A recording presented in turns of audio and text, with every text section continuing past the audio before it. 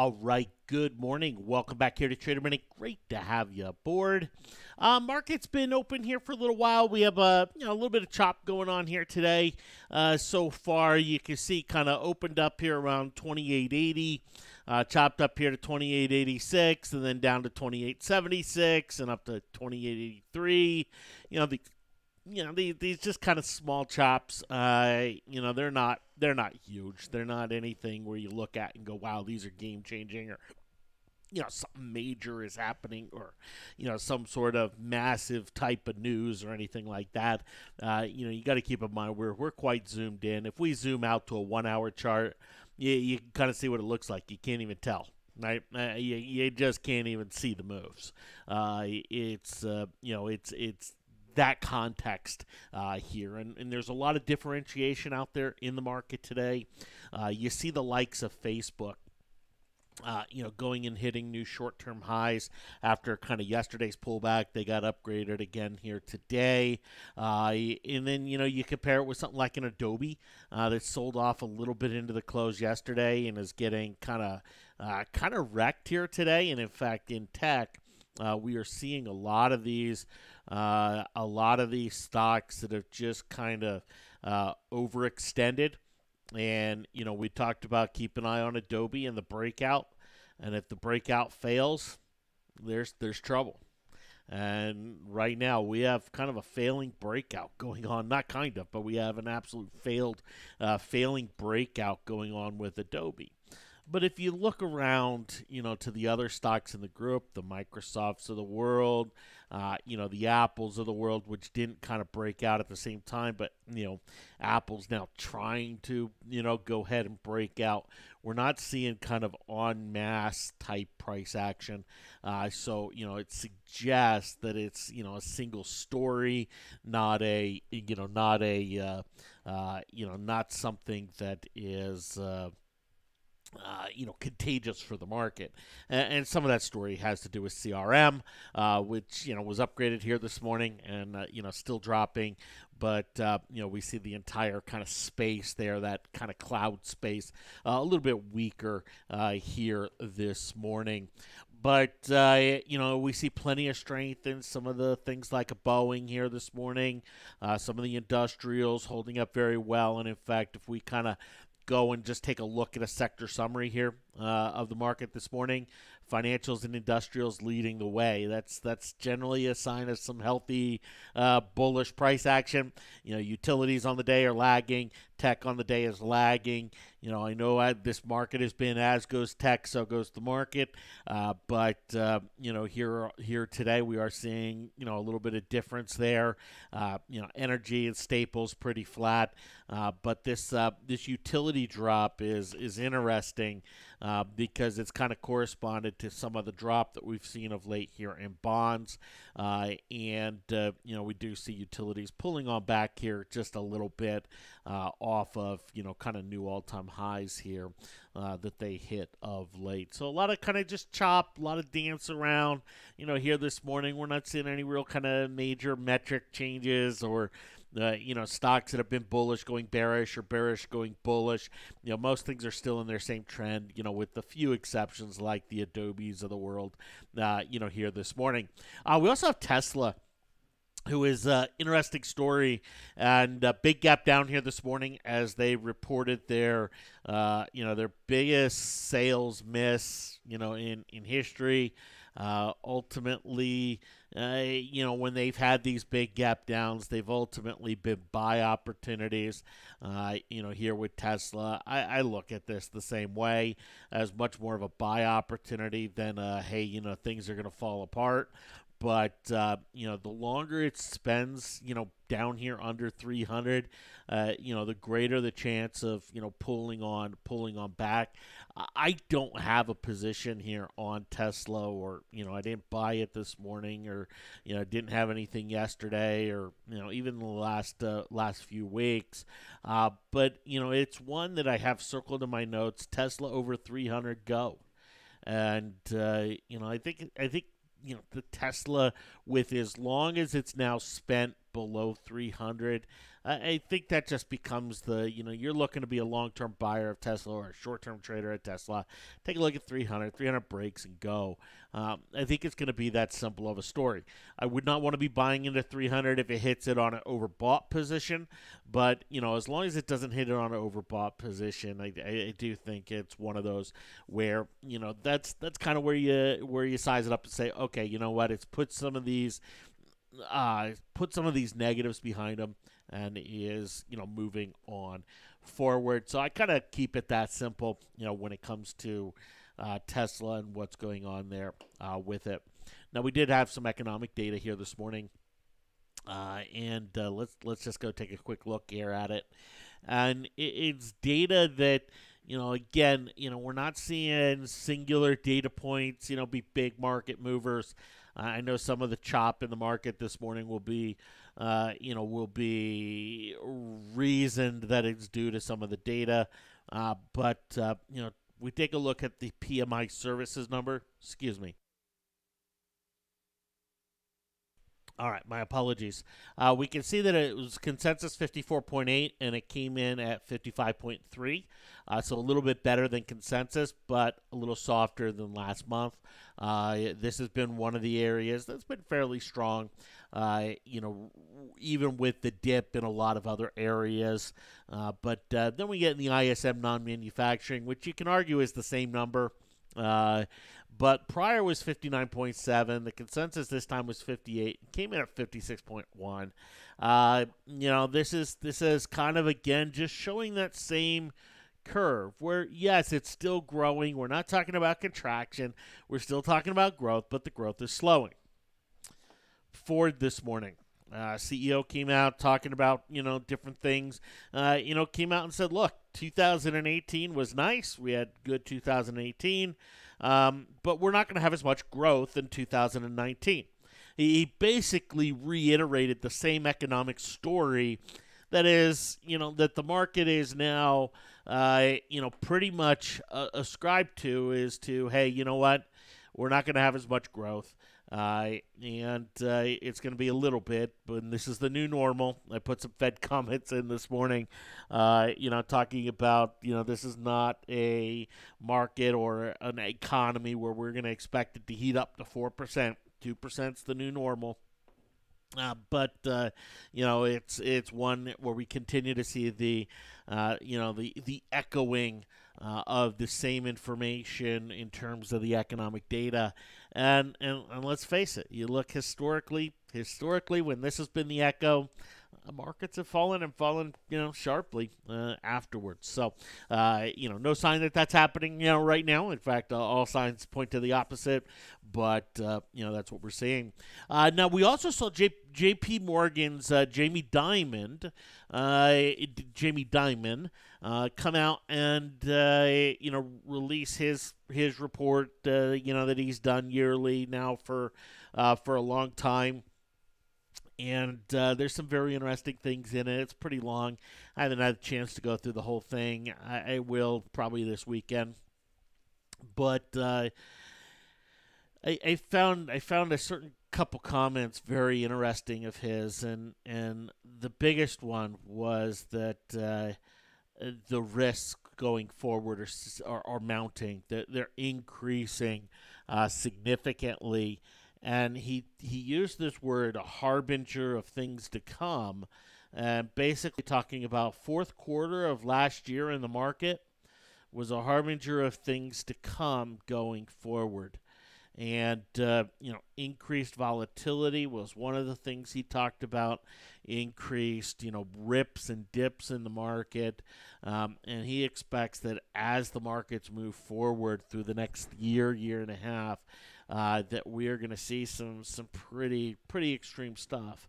And very interesting comments. And in fact, if you look at Jamie Dimon's comments historically and the things he said about the market, not everything has come to fruition. But he's been more right than wrong when it comes down to it. And this is one of the first times in a long time that I'm hearing him with this type of commentary. So a little fodder for the Bears, but at the same time, right? It's not this kind of it's still that kind of, hey, certain things have to happen. The risks are rising, but they're not being realized, right? That same bear argument that risks are increasing, the data is decreasing, but those risks aren't being realized, here overall. Trade war stuff is credited a lot for keeping the markets higher. Trade war, it's going to be solved and it's going to be the magic pill, right? And okay, great, maybe that does happen. We do have some happenings on that front. We do have the Chinese vice premier who will be meeting with U.S. President Trump tomorrow at the White House. It's pretty clear that the trade deal is 90% done, and that's the easy part. And the last 10%, is still kind of up in the air. And, we'll kind of see, what comes to fruition here with that. But both sides have a strong incentive at this point to make a deal, to make sure a deal is in place. I do think when we ultimately look at the deal, it'll be a little bit watered down from some of the things that were expected. From everything that I see in terms of actual reports, not just opinion pieces, which there are a dime a dozen out there, but actual reports. It looks like it looks like there's some pretty heavy tensions, around a few certain things still, and it may be one of those where both sides just kind of say, hey, you know what, we need to get this other 90% out. So let's say, hey, we'll address these points later, or we'll give ourselves X number of years to deal with these points, and not have to deal with them right here at the moment, so that both sides can go back and save face, and both sides can come out and say, hey, look, we did blah blah blah, and it is great because of XYZ. Which you look and, hey, that's the incentive for both sides here, as it sits right now. And so that's kind of my expectation.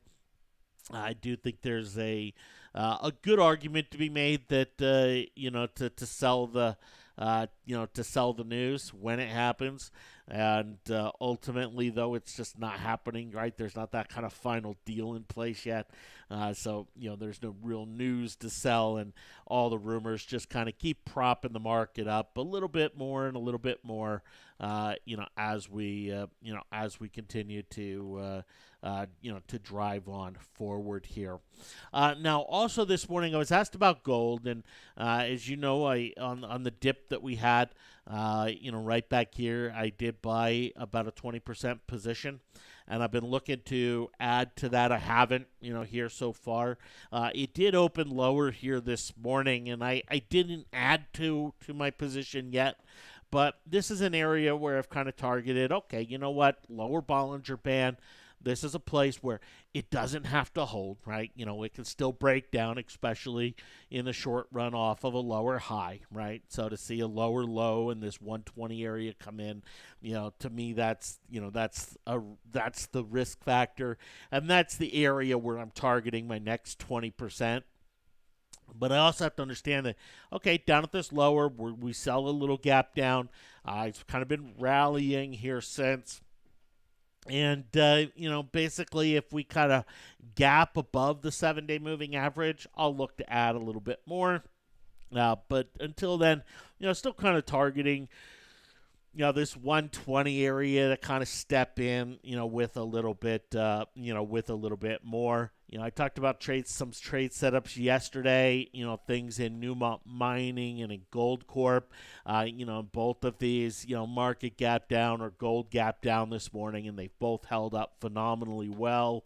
And that's kind of what I expect to see. I expect to see that when gold's down, these hold up pretty well, and when gold's up, that they kind of move up in a sizable manner.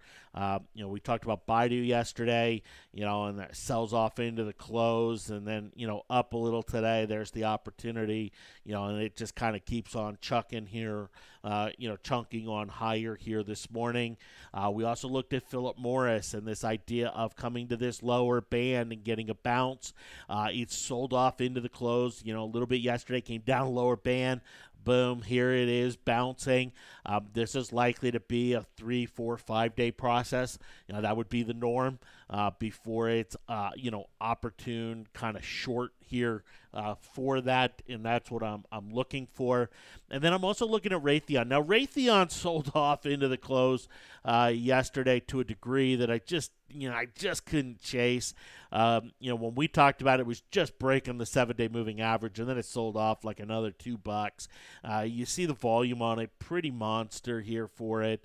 Been kind of watching the bounce here a little bit today. It's nothing too grandiose, but this probably is something where I'm going to look at the same way as Philip Morris in the short run. Does it gravitate right back up here to 180? Probably. But then, ultimately another leg lower into the full retracement areas, absolutely. And that's what I'm expecting. And then last but not least, we talked about the trade setup on Target, and Target opened slightly lower here this morning, and then it's gone and it has broken the high from yesterday. There's the out. You just can't, in this market, can't stick into stuff like this. Breaks that high from the prior day, got to go. And, it's one where will it set up again? We'll see. But, this is pretty classic of what we've seen on a lot of the, stronger bearish setups out there. Where we can go in, we can look at the technicals, we can look at the breaks and say, look, most times, things break. And boom, real quick snap, snapping on back, and that is, that's the epitome of bull market price action. And while we're not seeing bull market characteristics in the market vibe or in the market internals, right? The reality is most of the price action that we are seeing is very bull market driven, or very bull market-esque. And, Target's just kind of another one of those examples here where, just that kind of short-term bearishness very quickly erased, and boom, pops up in a nice way. So while, the bears can look at Adobe today and say, well, Adobe, it's failing on its breakout, blah, blah, blah, right? They still have very few Adobes, and the bulls still have a whole lot of targets, out there in the market right now. So, those are some of the things that are happening and that are going on here. Okay. For the challenge, I still have, EEM, Home Depot. Home Depot's probably long gone. EEM, I still think there's a shot. I still think there's a shot here for it. It's something where I've said, hey, I'm going to hold it through the jobs report on Friday and see where things sit here with it. But we'll kind of see where that lands, or where that lands here. I've been asked, what do I do after this challenge if it doesn't? And, do I change something up? Do I do something a little different? Blah, blah, blah. And the reality is, yes, I will. I will definitely make a change. And the change that I'm looking to make is actually pretty drastic, pretty dramatic. One that I think will be, welcomed by the community, but one that will be a little more automated. And, something that, I've been working on for a while, but we'll talk about, in more detail probably next week. And it's something that, if EEM doesn't, turn around and put me back in the game here with the challenge, may start to kind of roll out next week, not with live money, but do it virtually for about a week and a half to kind of show you what's going on, what's happening, how it's going to work, and and then roll with it with live money after that. So, we'll talk about that, in much more detail either Friday or Monday. Looking forward to it, but just so you know, there's always something on the horizon there with it, and definitely looking, forward to here to either scenario. To either scenario. Obviously, I'd rather see EEM snap on back here for us and put us in a good spot, be able to roll. But the reality is, hey, so far there's no sign that it's gonna give us that here as it sits. Thanks for hopping on. Have yourselves a great one. I'll jump on a little later here today. Show you some of the setups that I'm seeing come into the market, and some of the better trade setups that I see, kind of taking shape here today. And we'll talk to you then. Take care.